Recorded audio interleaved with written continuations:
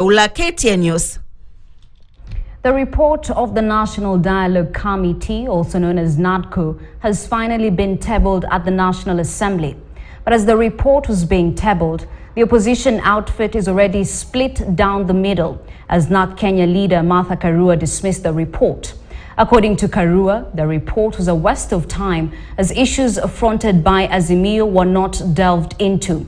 Minority leader Opiyo Wandayi says some of the leaders are speaking from a point of no information, signaling an Azimio disagreement on the report.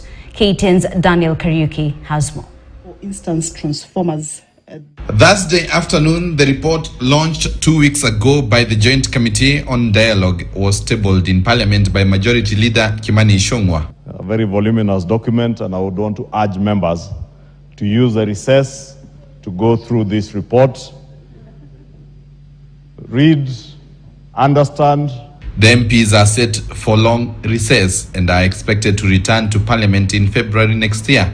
As the NADOC report was tabled in Parliament for debate by the MPs, the opposition side seems to be different in relation to that report.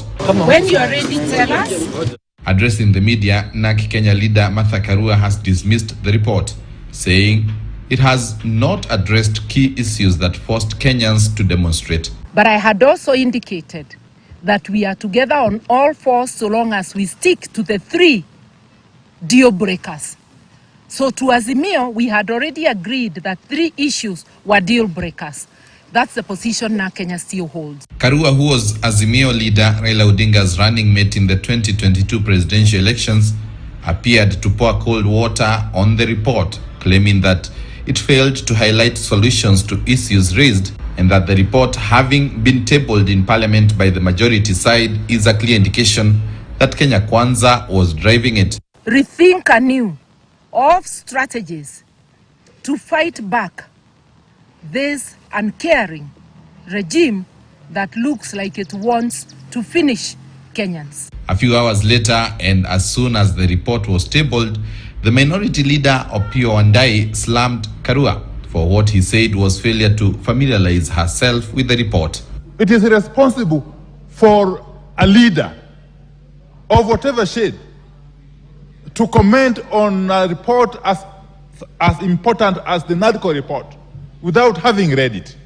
Opiyo saying the coalition was well represented in the committee and that they are aware of the report, despite Karua claiming some of the issues in the report were not the position of the coalition. NARC-Kenya total rejection. Sure. But we remain an integral part of Azimio, democratic coalition where dissent. Dissenting doesn't mean disrespect. We differ with respect. Yes. Now the country has got a chance to go through this report and understand it and internalize it, and therefore be able to speak from a point of information. Azimio leader Raila Odinga has since supported some of the report recommendations while calling for a referendum to enact some. As MPs go through the NADOC report, focus will be shifting to the Azimio coalition on what next. Will the coalition reject or approve it once debated? Daniel Kariuki, KTN News, Nairobi. You're watching